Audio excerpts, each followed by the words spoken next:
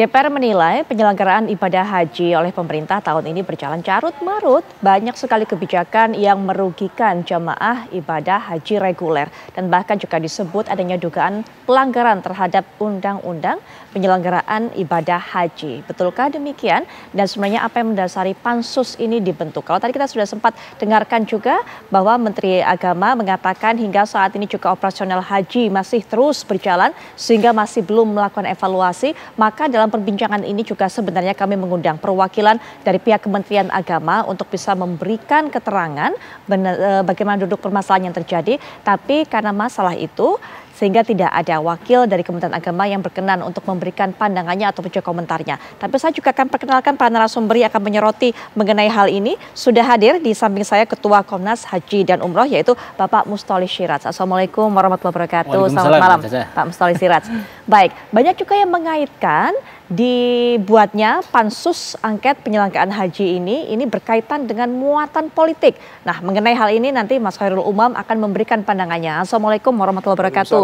Selamat malam Mas Umam. Baik, dan kita juga akan mendapatkan keterangan yang lebih jauh termasuk juga temuan-temuan apa sehingga pansus ini harus dibentuk. Sudah hadir secara daring juga Mbak Lulu Nur Hamidah yang merupakan anggota pansus angket pengawasan haji. Assalamualaikum warahmatullahi wabarakatuh. Selamat malam Mbak Lulu. Ya, waalaikumsalam warahmatullahi wabarakatuh. Selamat malam. Baik, Mbak Lulu. Mas Khairul. Ya, Mas Umam. Ya. Kita ingin sekali mendengarkan yang pertama dari Mbak Lulu terlebih dahulu. Sebenarnya apa temuan-temuan di lapangan sehingga kemudian pansus ini harus dibentuk untuk memperbaiki tata kelola penyelenggaraan ibadah haji ke depannya. Mbak Lulu silakan. Ya, terima kasih ya. Assalamualaikum warahmatullahi wabarakatuh. Saya senang sekali bahwa isu haji ini menjadi atensi masyarakat luas karena mengingat jumlah antrian jamaah haji kita memang juga sangat besar sekali. Bahkan menurut catatan Kementerian Agama ada 5,3 juta yang sekarang itu daftar masa tunggu nih, antriannya masih banyak. Kemudian masa tunggunya juga sangat-sangat panjang karena hampir 40 tahun. Jadi kalau kita mau daftar, kita akan menunggu 40 tahun. Nah, mengingat situasi yang sangat sedemikian rupa peliknya ya karena animo dan minat untuk jamaah haji yang sangat besar, maka begitu kita menyelenggarakan haji 2024 dengan adanya tambahan kuota dari pemerintah Saudi Arabia sebanyak 20.000 itu, kita itu merasa sedikit lega gitu. Jadi karena apa ya? Karena ini akan bisa mengurangi setidaknya kesenjangan yang terjadi dari jamaah-jamaah kita, khususnya bisa menyelesaikan sebagian besar dari antrean haji reguler untuk lansia. Karena menurut keterangan dari pihak Kementerian Agama sendiri juga antrean jamaah lansia ini kan sangat besar, hampir lebih kurang masih tersisa 35.000 yang range usianya antara 80 hingga 90 tahun. Oke ya, jadi kebayang di sana. Nah, tugas DPR ini adalah tugas konstitusional dan itu sudah dilakukan setiap tahun pada musim haji. Kita melakukan pengawasan, memastikan bahwa baik itu persiapan, kemudian fasilitas, kemudian juga layanan dan semua ekosistem yang terkait dengan haji itu bisa dilaksanakan dengan sebaik-baiknya oleh pemerintah. Kita tidak menghendaki bahwa pemerintah memiliki hambatan dalam hal layanan. Maka kemudian tentu ada panja di DPR yang terkait dengan pembiayaan, kemudian kesepakatan itu juga diambil dan seterusnya. Kemudian juga ada kunjungan ke misalnya Makkah atau Madinah untuk memastikan apakah kesiapan dari pemerintah khususnya ketika masa puncak musim haji itu bisa dilakukan dengan baik dan tanpa ada kendala, khususnya yang di Amusna ya, jadi yang di Arafah, kemudian Musdalifah dan di Mina, karena di situ adalah titik krusial bagi jamaah haji kita, entah itu situasinya yang biasanya memang sangat super crowded, tetapi juga sekaligus biasanya, mohon maaf, ketika ada masalah apakah itu kondisi sakit, meninggal dunia dan lain-lain itu juga di titik-titik yang krusial itu. Nah, tugas pengawasan kita ini all in ya Mbak ya. Jadi kita tidak hanya case by case satu persatu. Semuanya masuk di dalam ranah pengawasan kita. Mulai dari manajemen kuota itu otomatis. Kemudian yang kedua yang terkait dengan konsumsi atau catering. Karena kita nggak mau terulang seperti tahun lalu sampai ada sekian ratus jamaah yang kena diare ya. Kemudian mencret dan lain-lain yang itu akhirnya membuat ibadah mereka terganggu dan sebagainya memang sangat-sangat serius mengalami sakit. Kemudian kita juga memastikan di Amusna khususnya penginapan atau pemondokan jamaah haji ini dalam keadaan yang terbaik. Kenapa? Karena kita sedang dalam kondisi cuaca yang sangat ekstrim. Jadi sangat ekstrim itu panas antara 52 hingga 53 derajat Celcius, dan itu sudah jauh-jauh hari diingatkan juga oleh pemerintah Saudi agar semua negara punya mitigasi yang terkait dengan cuaca yang sangat ekstrim itu. Nah, ketika kita memiliki tambahan kuota sekitar 20.000 itu, maka kita juga berharap ada kesiapan dari pemerintah yang terkait dengan penyediaan fasilitas ini, baik cateringnya, kemudian juga pemondokannya, ya, yang ini inline lah dengan adanya tambahan kuota itu. Nah, namun demikian ternyata temuan kita bukan hanya sekedar hal-hal yang sifatnya teknis, juga kemudian kita mendapatin hal-hal yang non teknis seperti informasi yang kita dapatkan on the ground dari sana. Kita ketemu dengan beberapa pihak, bahkan penyelenggara jamaah haji dan umroh gitu, yang secara sukarela memberikan informasi, indikasi yang kita bilang ada indikasi, mohon maaf misalnya korupsi ya, dalam term kita yang terkait dengan pengalihan kuota itu. Kenapa kok kemudian ada situasi begitu? Karena seharusnya berdasarkan undang-undang memang ketika ada tambahan kuota, maka yang bisa diperkenankan untuk dialihkan ke haji plus atau haji khusus itu hanya 8%. Jadi kalau ada 20.000, 8%-nya itu berarti lebih kurang 1.600 yang itu bisa diberikan untuk haji plus, dan itu menjadi kewenangan Menteri Agama. Nah, selebihnya itu untuk digunakan memenuhi dan mengurangi kesenjangan antrean haji reguler. Ini adalah amanat undang-undang dan juga kesepakatan Panja di Komisi 8, dan ini juga udah ditandatanganin oleh Menteri Agama sebagai Amirul Hajj ya. Jadi sekali lagi kita tegaskan bahwa yang terkait dengan kuota tambahan 20.000 itu pada dasarnya DPR sudah mengetahui bersama-sama dengan pemerintah sebelum musim haji tiba. Bukan in between ya, seperti mungkin anggapan sementara orang kalau menteri punya diskresi ketika musim haji berlangsung. Enggak, karena apa?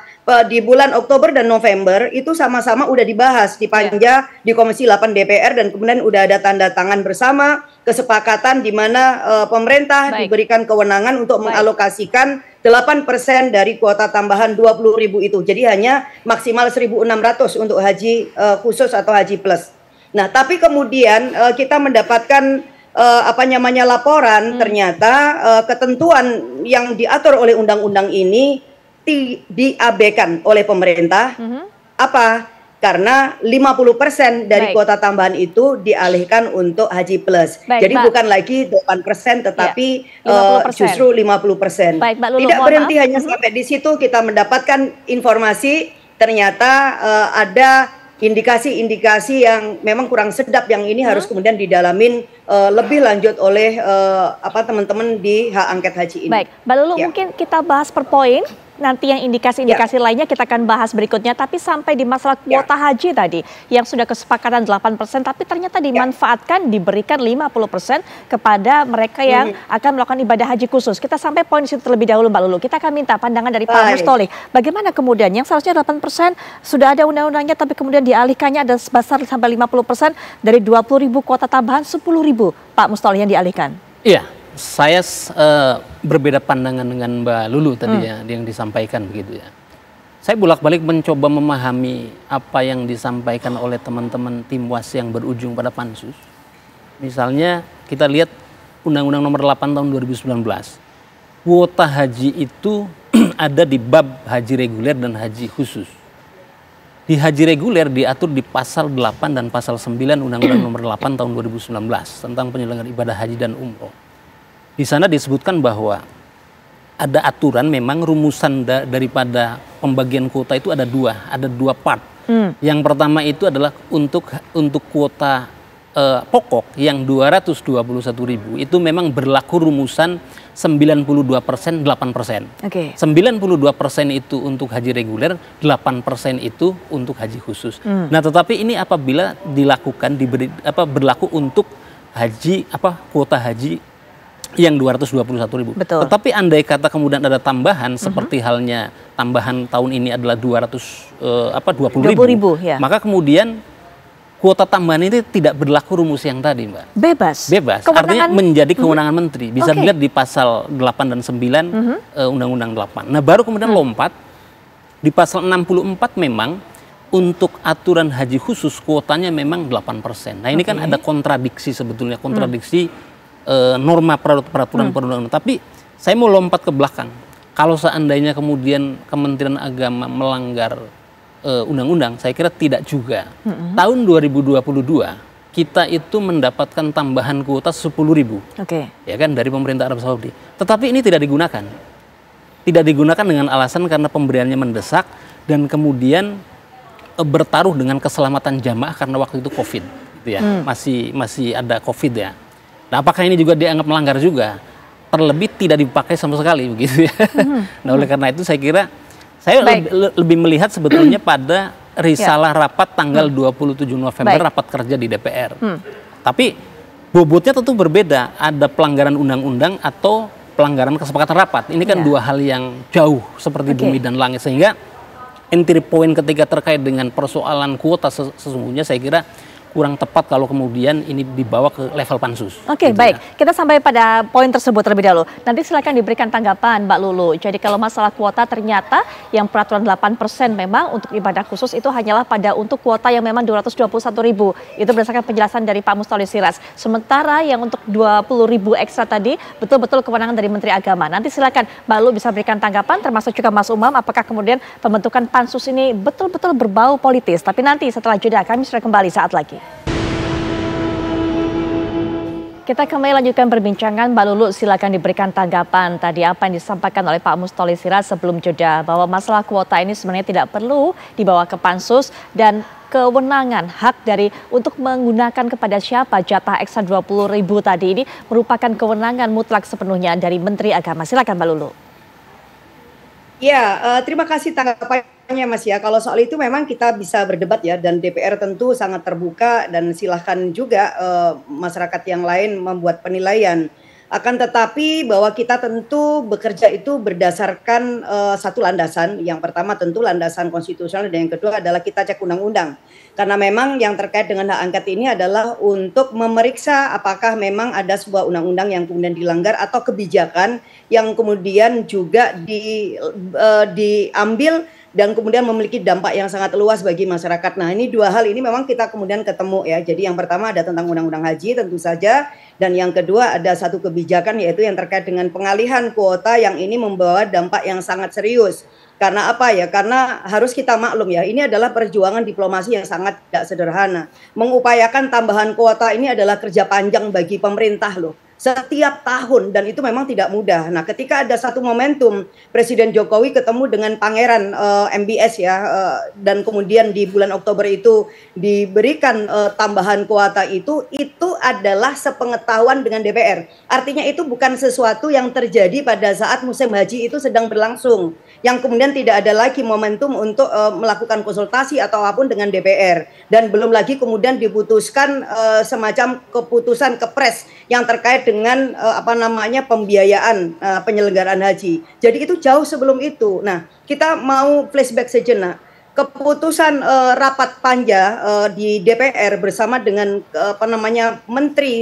Menteri Agama itu dengan situasi yang sama-sama difahamin bahwa ada tambahan kuota. Oleh karena itu kenapa kemudian diambillah keputusan disesuaikan dengan undang-undang. Ini adalah hasil rapat yang itu ditandatanganin oleh kemudian Menteri Agama gitu loh. Jadi kesepakatannya apa? Oke, cara ngaturnya bagaimana? Cara ngaturnya tetap 8% diberikan untuk haji plus, yang kemudian 90% itu untuk reguler. Ya apa? Karena tujuan dari diplomasi kita untuk menambah kuota kan itu alasannya. Bukan sebuah alasan karena panjangnya antrean haji khusus. Orang-orang yang bisa membayar dengan harga berapapun. Tetapi yang kita sampaikan adalah panjangnya antrean haji reguler 5,2 juta. Kemudian juga masa tunggunya yang lama. Belum lagi kemudian jamaah lansia yang itu benar-benar memang harus diprioritaskan. Maka dalam pikiran kami semuanya, sehingga kenapa kesepakatan itu juga dicapai, ya inilah cara yang jauh lebih berkeadilan ketika kita kembalikan kepada semangat undang-undang. Dan ini yang kemudian menjadi keputusan bersama, dan itu yang kemudian ditandatanganin bersama oleh kedua pihak, tentu dari unsur DPR dan kemudian Kementerian Agama. Nah, dasar penetapan, jadi hasil rapat dengan Komisi 8 dan dengan Menteri Agama itulah yang kemudian dijadikan dasar penetapan keputusan Presiden nomor 6 tahun 2024 tentang penyelenggaraan ibadah haji. Baik. Ya, jadi basisnya di situ. Nah, ketika ada pengalihan yang semula 8% menjadi kemudian 50%, itu lalu dasarnya apa? Karena kepresnya pun juga tidak di situ. Ya, hasil panja juga tidak memberikan ruang untuk pengalihan 50% dan undang-undangnya juga apalagi gitu loh. Bahwa kemudian andaikan ada situasi yang berbeda karena satu dan lain hal, ya bisa saja suatu saat, tetapi kan kita bicara konteks yang kemarin bagaimana sebuah prosedur dan mekanisme pengambilan keputusan itu dilakukan, Mas. Jadi ini bukan hanya undang-undang tentu saja yang kemudian kita nilai itu dilanggar oleh menteri, tapi kemudian juga kesepakatan panitia kerja dengan DPR yang itu udah ditandatanganin, yang ini menjadi basis dari keputusan presiden. Baik, Mbak Lulu. Nah ini kan ada tingkatannya nih, ada konsekuensinya nih, ya kan? Nah tapi kan kemudian di bulan Februari 2024 Kementerian Agama mengubah kebijakan soal kuota 20.000 secara sepihak menjadi 50-50. 10% untuk haji khusus dan kemudian 10% untuk haji reguler tanpa melalui proses pembahasan dengan DPR kembali. Baik Mbak Lulu. Ini penting. Kita berhenti sampai di situ. Iya, betul. Jadi kita mendinai kalau ini soal politisasi, tetapi DPR itu lembaga politik. Ya tentu saja ini kemudian bisa dengan mudah dianggap unsur politis ya karena memang ini lembaga politis, tetapi kita bekerja berdasarkan undang-undang, kita bekerja berdasarkan mandat konstitusi. Oke, baik Mbak Lulu. Silakan Pak Mustoleh. Iya, jadi kalau yang dimaksud tadi disampaikan Kepres itu Kepres yang mana? Kepres yang di haji itu adalah Kepres nomor 6 tahun 2024. Itu isinya itu bukan soal kuota. Itu isinya tentang BPIH, biaya penyelenggaraan ibadah haji. Jadi tidak nyambung sebetulnya. Nah, ini bedanya antara BPIH dengan kuota, Mbak. Kalau kuota itu adalah tadi di pasal 8 dan pasal 9 itu jelas sebetulnya kewenangan menteri. Nah kalau berbeda dengan BPIH, biaya penyelenggaraan ibadah itu wajib harus ada persetujuan dari DPR. Oleh karena itu menjadi syarat sebelum Kepres itu ditandatangani oleh Presiden Jokowi begitu ya. Itu harus persetujuan daripada anggota DPR dalam hal ini adalah Komisi 8 khususnya panja haji begitu. Nah, jadi ini dua hal yang berbeda. Nah, terkait dengan isu yang lain, terkait dengan isu-isu yang lain, misalnya tadi soal temuan-temuan teknis begitu ya, ini kan tidak sistematis dan tidak masif sesungguhnya. Bahwa ada persoalan ya begitu ya. Nah tetapi kalau kita lihat misalnya di Undang-Undang Nomor 8 Tahun 2019 itu ada 16 item hak daripada jamaah haji, baik reguler maupun khusus begitu. Ini khususnya reguler. Nah di sana itu misalnya jamaah haji berhak mendapatkan catering, jamaah haji berhak mendapatkan dokumen visa, dokumen paspor, kesehatan dan lain-lain. Itu ada 16 item, Mbak. Baik. Nah, pertanyaannya adalah apakah dari 16 item itu ada yang hilang? Kan begitu. Nah, ternyata kan tidak ada, bahwa kemudian ada temuan tim was, misalnya bus solawat terlambat, ada over kapasitas tenda, ada tapi semuanya terpenuhi, begitu itu ya? Artinya secara normatif kan terpenuhi. Maka saya bilang sehingga dengan alasan-alasan seperti ini langkah tim was kemudian membentuk tim was yang menurut saya tidak relevan dan belum saatnya. Kecuali ketika terjadi masif kejadian tragedi Armuzna tahun 2020 itu wajib dipansus kalau itu. Nah, makanya saya mau katakan begini, yang seharusnya dipansus tidak dipansus, tapi yang seharusnya tidak dipansus malah dipansus. Bikin pansus. Oke, nanti sebelum tahan dulu Mbak Lulu, sebelum nanti bisa berikan tanggapan Mas Umam terlebih dahulu. Apakah kemudian melihat pembentukan pansus ini ada muatan politis? Karena tadi kalau Pak Mustoleh lihat yang seharusnya dibentuk pansus malah nggak dibikin, tapi yang kemudian seharusnya nggak dibikin malah dibentuk pansusnya. Iya, saya masih menikmati perdebatannya itu. Karena memang dalam politik itu penuh dengan keajaiban. Jadi yang kecil dibesar-besarkan, yang besar dikecil-kecilkan itu. Tapi memang bagaimanapun juga ini ada dua hal terpisah, Mbak ya. Pertama, kalau misalnya kemudian perdebatannya ini menjadi perdebatan yang sifatnya tafsir kebijakan. Dan tafsir kebijakan itu nanti kalaupun misal kemudian dianggap ada kesalahan, maka pada level let's say semacam maladministrasi. Tetapi kalau misal kemudian ada poin kedua yang tadi digunakan oleh Mbak Lulu yang tidak di-elaborate secara lebih detail. Kalau misal memang ada kaitannya terkait dengan feedback, apakah itu kemudian kategori kickback ya atau feedback ya, konteksnya gratifikasi atau apa, maka itu kemudian masuk dalam ranah penegakan hukum. Nah kalau misal kemudian memang mengarah ke sana, maka ini menjadi perdebatan yang sangat berbeda. Nah kalau misal kemudian secara politik kita juga bisa mencerna, seringkali penegakan hukum itu juga ada motif politik dan juga dinamika kekuasaan di belakangnya. Karena kalau misal kita tarik secara lebih detail, nggak terlalu jauh, baru dari dinamika 2023, 2024 kemarin, memang ada gesekan yang cukup serius, misalnya antara Gus Menteri, Gus Yakut dengan sejumlah elit kekuatan politik, terutama yang berada di koalisi perubahan, wabil khusus partainya Mbak Lulu dari PKB. Saya pikir saling bukan menghujat, tetapi saling bersaut-sautan kemarin cukup intens.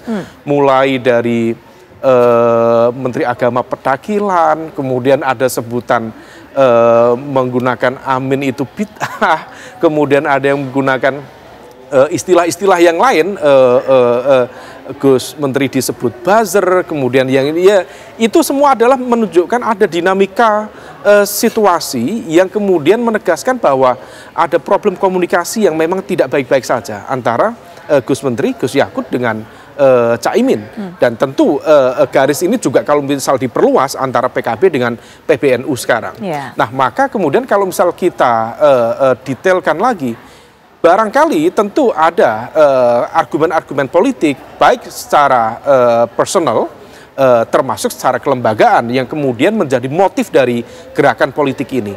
Tapi kalau misal kita sematkan itu sebagai sebuah entitas kepentingan personal, let's say sebagai pimpinan barangkali misalnya Caimin merasa tersinggung dan sebagainya, yang menjadi pertanyaan selanjutnya adalah kenapa kemudian semua fraksi yang berada di Komisi 8 menyetujui terbentuknya pansus. Betul. Apakah kemudian ada semacam garis komunikasi yang terputus juga dengan sejumlah fraksi? Nah, ini yang barangkali perlu dicek. Apakah kemudian memang ada kendala dalam konteks komunikasi antara Kementerian Agama, wabil khusus kalau misal dilokalisir antara Gusmen secara personal dengan sejumlah jajaran representasi fraksi di Komisi 8. Nah, kemudian kalau misal implikasinya ini agak serius. Kalau misal situasi ini di-maintain, ini let's say dari Juli ya. Juli sudah di tengah, sebentar lagi Agustus, sebentar lagi September. September itu momen kritis dalam konteks penentuan komposisi pemerintahan yang akan datang. Sejumlah informasi spekulatif yang saya dapatkan, Gus Yakut termasuk nama yang masuk dalam top list dalam kandidat potensial sebagai calon menteri di pemerintahan yang akan datang. Barangkali salah satu rekomendasi ya dari PBNU, karena kalau dianggap dari keanggotaan partai, ini perlu diulik lagi. Apakah posisi Gus Menteri di PKB itu masih di-acknowledge oleh teman-teman di kepengurusan PKB yang sekarang? Atau jangan-jangan keanggotaannya dalam tanda kutip direvisi? Saya tidak tahu. Ya, mungkin Mbak Lulu nanti bisa menjawab. Nah, kalau momen ini terus di-maintain, pansus ini terus dimainkan sampai let's say bulan September saja, maka ini berpotensi besar terhadap upaya menggagalkan nama Gus Menteri untuk masuk dalam pemerintahan baru di bawah kepemimpinan Prabowo Gibran. Nah, ini yang motif-motif politik, dinamika kepentingan yang berkelindan. Di satu sisi ada perdebatan administratif terkait dengan tafsir kebijakan. Di sisi yang lain ada aspek legal formal terkait dengan penegakan hukum dan anti korupsi. Di sisi yang lain ada nuansa dinamika kepentingan yang sepertinya tidak terlihat, tetapi seringkali bisa menggerakkan semua ini terjadi. Baik, kita berhenti sampai di sini terlebih dahulu. Kita akan jeda sejenak, tapi setelah jeda Mbak Lulu, silakan diberikan tanggapan tadi terhadap dua hal yang disampaikan oleh dua narasumber yang bersama saya di studio. Nanti setelah jeda, Apa Kabar Indonesia Malam akan segera kembali. Baik pemirsa, kita lihat ini adalah saat tim UAS kemudian meninjau bagaimana fasilitas diberikan kepada para jamaah haji reguler. Ini yang juga sempat dikeluhkan bahwa untuk tidur tidak diberikan tempat yang cukup baik dan cukup memadai bagi para jamaah sehingga kemudian harus tidur di luar tenda dan juga berhimpitan dan juga bahkan ada yang mengatakan bergantian, ada yang di dalam kemudian di luar. Kita lihat juga bukan hanya masalah pemondokan ataupun juga masalah tempat tinggal, tapi juga masalah toilet ini juga menjadi kendala bagi para jamaah haji pada saat melaksanakan ibadah haji reguler. Nah ini kemudian kita lihat bagaimana Gus Muhaimin Iskandar meninjau pada saat itu pelaksanaan ibadah haji.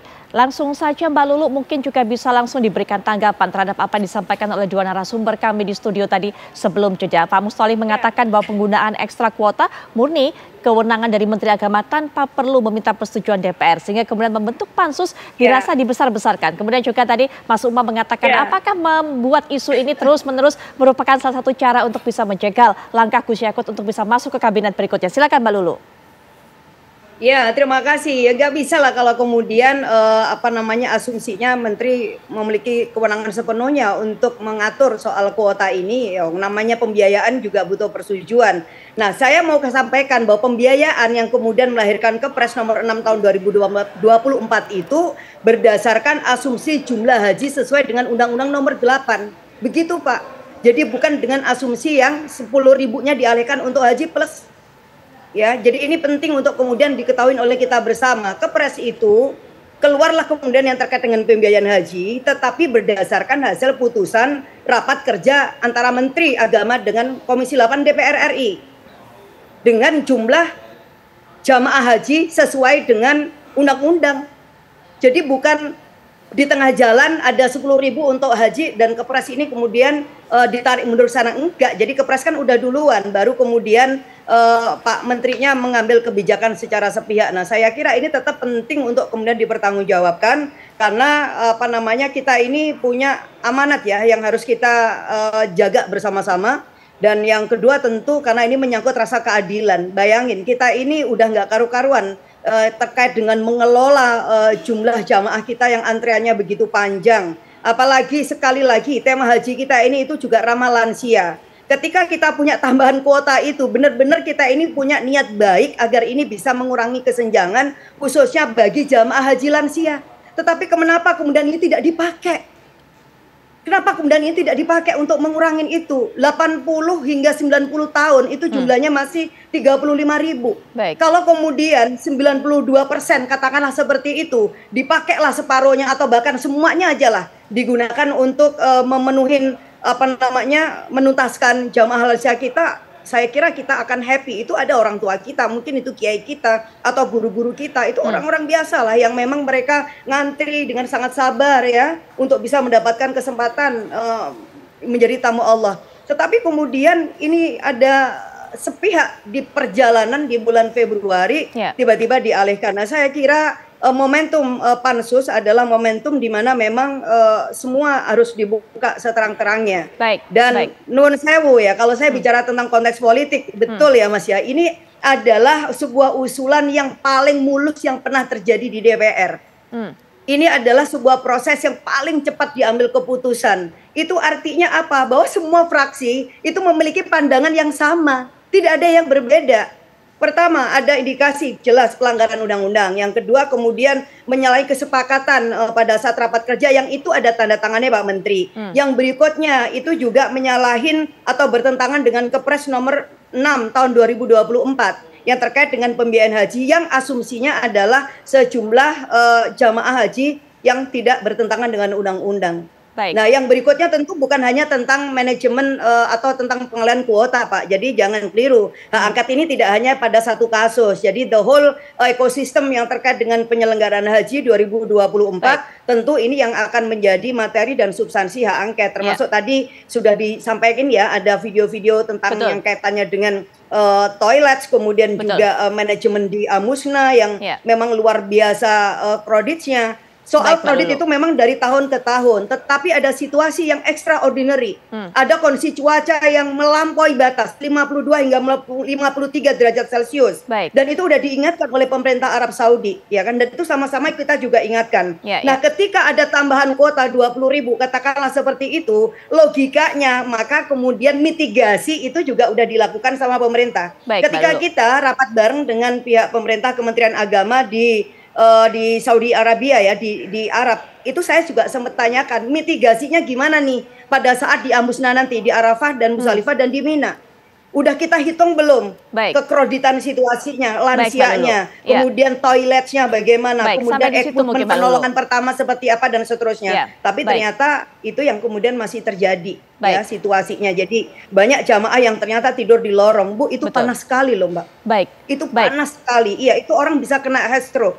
Terlepas bahwa kemudian saya sepakat soal berapa jumlah yang meninggal. Satu aja orang meninggal harus kita anggap itu banyak. Jangan kemudian 400 atau 500 itu lebih sedikit daripada yang dahulu ya. Tetapi yang namanya tugas negara itu memastikan pelayanan harus number one. Tidak ada pelayanan nomor 2. No excuse. Tahan sampai di Kenapa? situ, Karena anggaran itu kita sediakan.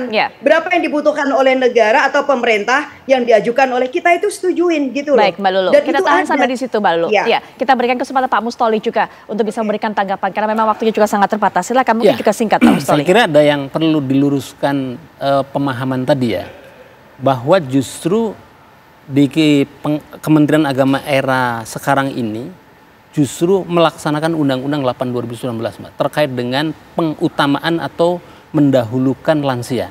Makanya tahun 2023, 2024 itu temanya masih haji ramah lansia. Tahun 2023 itu 65.000 lansia.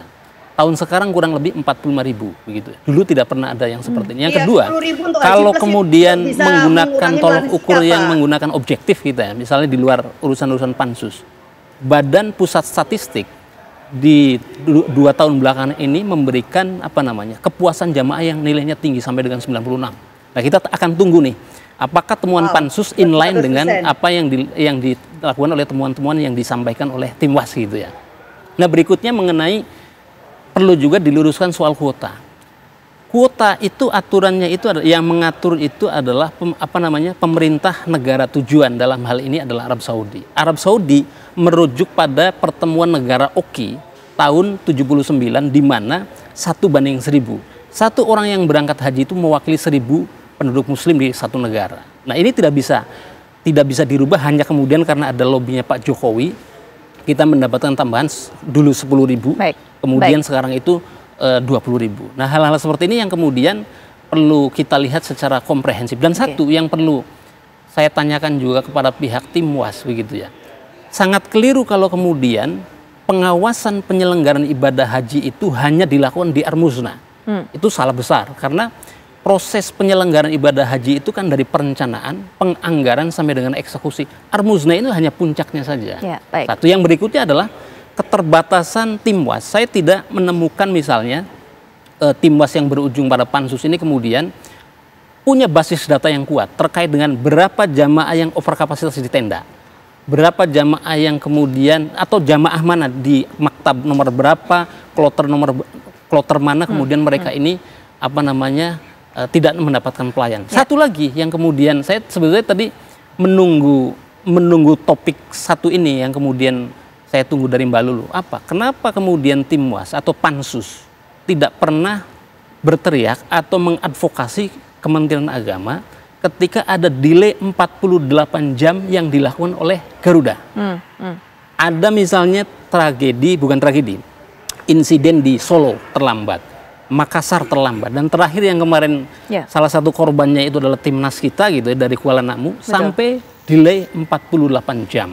Nah, ini kenapa kemudian ini tidak diangkat begitu ya? Tapi kemudian fokusnya lagi-lagi kuota yang itu sebetulnya bukan pelanggaran hukum tapi memang barangkali tidak menjalankan kesepakatan di level komisi begitu. Iya, baik Pak Mustoli. Singkat saja mungkin penutup dari Mas Umam. Ya, kalau memang ini kemudian sudah berhasil dibentuk pansus, namanya juga pansus, alat kelengkapan di DPR, maka ini ranahnya adalah ranah politik.